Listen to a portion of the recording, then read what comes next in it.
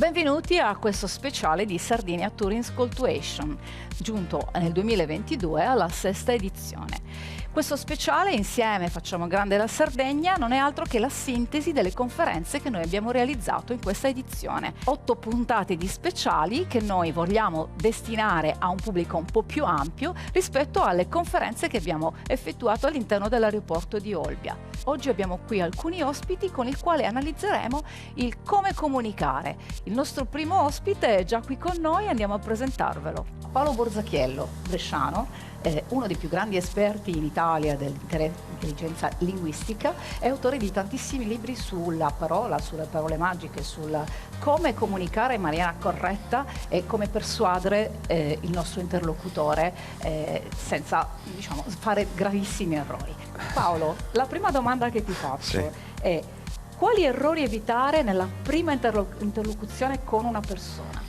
Allora, ce ne sono in effetti tantissimi ed è il motivo per cui, come dicevi, sono cose che dovrebbero essere studiate già da scuola con un po' più di attenzione, proprio perché spesso ci svalutiamo senza saperlo e quindi poi tutta l'interazione in qualche modo ne patisce. E tu hai scritto un libro, Il codice segreto del linguaggio. Perché segreto? Segreto perché quasi nessuno conosce il reale significato delle parole. Noi conosciamo, insomma, mediamente qualche principio sulla comunicazione, ma la verità è che ci sono dei poteri nascosti, segreti per l'appunto, che le parole in qualche modo racchiudono, e conoscere il significato reale di queste parole ci permette poi chiaramente di usarle con coscienza e meglio. Uno degli strumenti persuasivi più potenti al mondo è il silenzio, perché nel silenzio si crea per esempio empatia, contrariamente a quello che si pensa, il dover dire alle persone che le comprendiamo, che le capiamo, che siamo gentili. In realtà, stando zitti, siamo molto persuasivi perché mettiamo l'altro in crisi.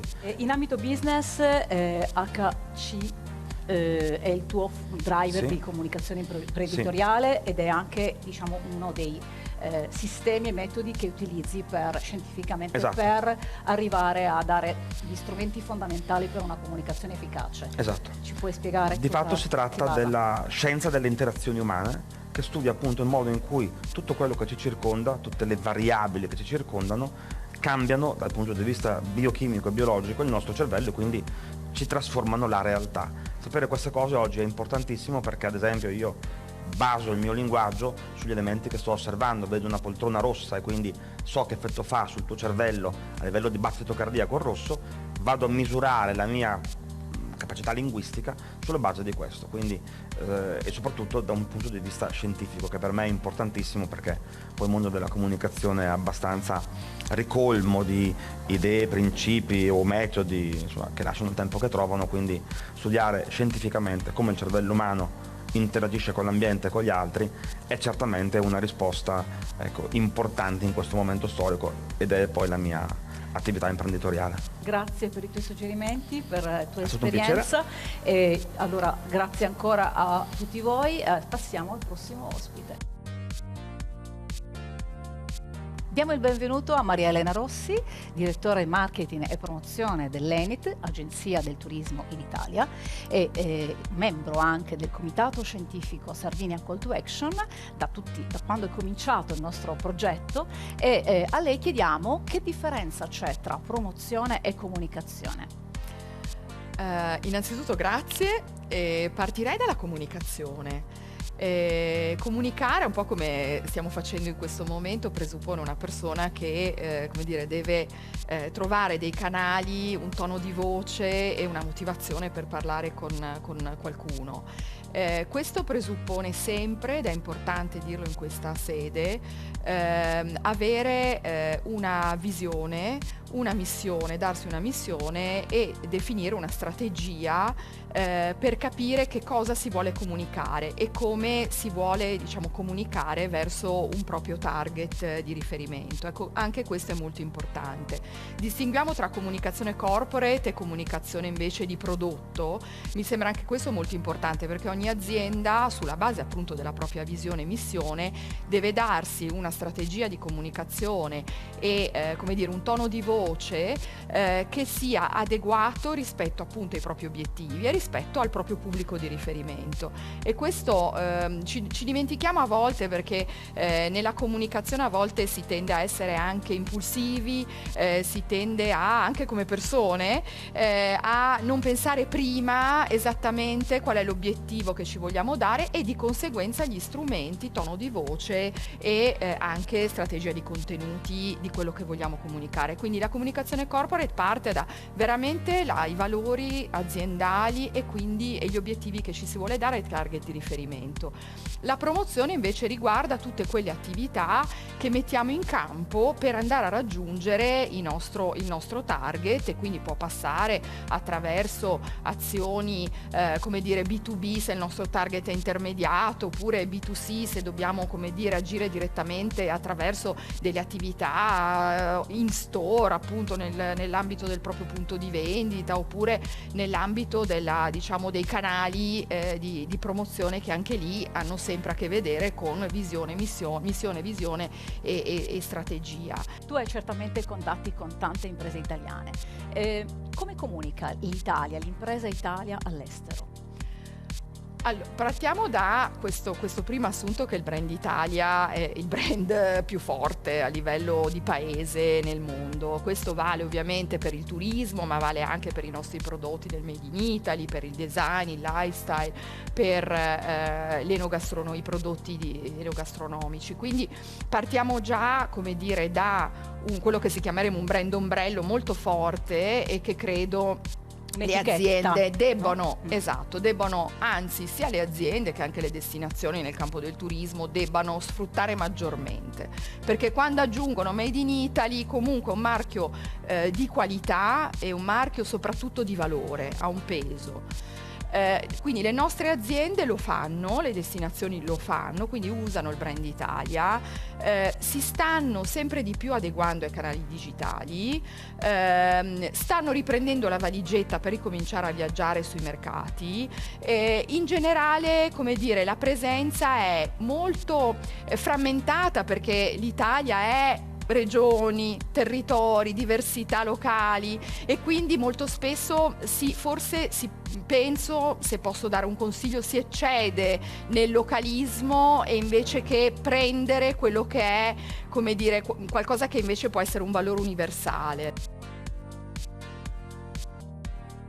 Parliamo con Marco Cuveddu, di origini sarde, ma cittadino un pochino del mondo quasi, no? Ci proviamo. Autore di libri e viaggiatore. Ci vuoi raccontare dai tuoi viaggi come potremmo sfruttare il modo per raccontare la nostra isola rispetto al mondo? Ma ecco, diciamo, rispetto ai tanti viaggi che ho fatto e che faccio, per me ovviamente la Sardegna è sempre un ritorno, è una costante, e dà anche, diciamo, la caratteristica di portarsi con un'autenticità e un'identità molto forti. Per cui la Sardegna è già di per sé un racconto, è un'esperienza totale lo starci, e appunto penso che da un punto di vista turistico diciamo, l'obiettivo principale sia quella di conservarne la genuinità e di conservarne l'ecosistema isolano, in relazione appunto con una domanda turistica che di Sardegna non ha mai abbastanza.